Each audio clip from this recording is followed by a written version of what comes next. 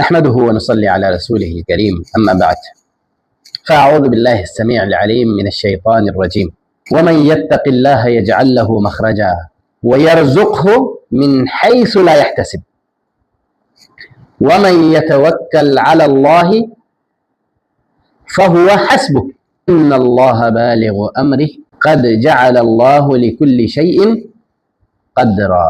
آج دنیا میں جو ہے ہم میں سے ہر کوئی پریشان ہے۔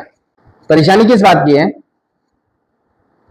کہ اقتصادی حالت، معاشی حالت جو ہے بہتر نہیں ہے، درست نہیں ہے۔ اپنی معیشت کو لے کر، اپنے جو ہے گھر کو چلانے کے خرچے کو لے کر ہم میں سے ہر ایک پریشان ہے۔ اور اس پریشانی کا حل کیا ہے؟ حل ڈھونڈنے کے لیے ہم میں سے ہر ایک جو ہے محنت، مزدوری، مشقت کرتا ہے۔ یہ مشقت، مزدوری، محنت کرنا چاہیے، یہ اس کے لیے ضروری ہے، اہم ہے۔ لیکن وہ سارا کچھ کرنے کے باوجود بھی جو ہے محنت مزدوری بھی کر لیتے ہیں، مل جاتی ہے، پیسے، نوکری بھی مل جاتی ہے، روزگار بھی مہیا ہو جاتا ہے، روزگار بھی مل جاتا ہے۔ وہ سارا کچھ ہونے کے بعد کیا ہوتا ہے؟ اس میں برکت نہیں ہوتی، اور سارا کچھ مل جانے کے باوجود جو ہے دل بے چین رہتا ہے، سکون نہیں ہے، اطمینان نہیں ہے، دل راحت نہیں ہے۔ دل کا اطمینان جو ہے وہ اہم چیز ہے، وہ نہیں ہے۔ اندر سے بندہ جو ہے، بندے کو غم کھائے جا رہے، پریشانیاں کھائی جا رہی، ہر طرح کی سہولتیں میسر ہونے کے باوجود پریشانیاں اندر سے بندے کو جو ہے کھوکھلا کر دیتی۔ اس کا بہترین حل کیا ہے؟ اللہ رب العزت نے جو ہے آسانیوں کا فارمولہ بتا دیا ہے۔ آسانیوں کا فارمولہ ہے، پریشانیوں کا حل اس کے لیے فارمولہ ہے، مصیبتوں سے نکلنے کا فارمولہ ہے۔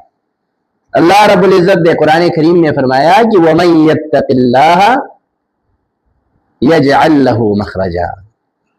اللہ رب العزت کا خوف، تقوی، پرہیزگاری، جو اللہ رب العزت کا خوف رکھے گا اپنے دل کے اندر، رب العزت سے جو ہے ڈرے گا، پرہیزگاری اختیار کرے گا، اللہ رب العزت جو ہے اس کے لیے ہر غم، پریشانی، مصیبتوں سے جو ہے نکلنے کا راستہ اس کے لیے ہموار کر دے گا۔ ہر غم پریشانیوں سے اسے آزاد کر دے گا، نکال لے گا۔ اور فرمایا کہ وَيَرْزُقْهُ مِنْ حَيْثُ لَا يَحْتَسِبُ، اور ایسے جگہوں سے جو ہے رزق اس کی طرف آئے گا، امڑ آئے گا کہ جہاں سے اس نے سوچا بھی نہیں ہوگا، اس کے وہم و گمان میں بھی نہیں ہوگا کہ ایسی جگہ سے مجھے رزق چل کے آئے گی۔ اللہ رب العزت جو اپنے رزق کے دروازے اس کے لیے کھول دے گا، دوسرے لفظوں میں۔ اور آگے فرمایا کہ وَمَن يَتَوَكَّلْ عَلَى اللَّهِ فَهُوَ حَسْبُهُ، جو اللہ رب العزت کی ذات پر بھروسہ کرتا ہے، توکل کرتا ہے، یقین کرتا ہے، اعتماد کرتا ہے، اللہ رب العزت اس کے لیے کیا ہے؟ کافی ہو جاتا ہے۔ تو آج ہماری پریشانیوں کا سبب کیا ہے؟ ایک تقوی نہیں ہے، دوسری بات کیا ہے؟ اللہ رب العزت کے اوپر بھروسہ نہیں ہے، یقین نہیں ہے، توکل علی اللہ مکمل طور پر نہیں ہے۔ دعویٰ تو کرتے ہیں لیکن حقیقت میں دیکھا جائے تو اللہ رب العزت کی ذات پر توکل نہیں ہے، توکل کی کمی ہے۔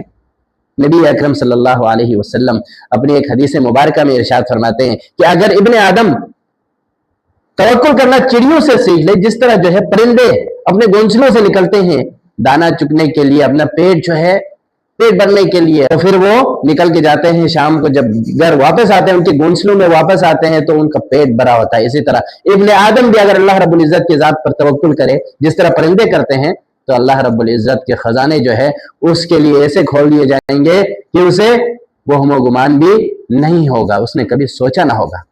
اللہ رب العزت سے دعا ہے کہ اللہ تعالی ہمیں توکل کرنے کی اور اللہ رب العزت کی ذات پر توکل کرنے کی توفیق عطا فرمائے، اور ہمیں پرہیزگار بنائے، تقوی اختیار کرنے کی اللہ رب العزت جو ہمیں توفیق عطا فرمائے۔ وآخر دعوانا الحمدللہ رب العالمین۔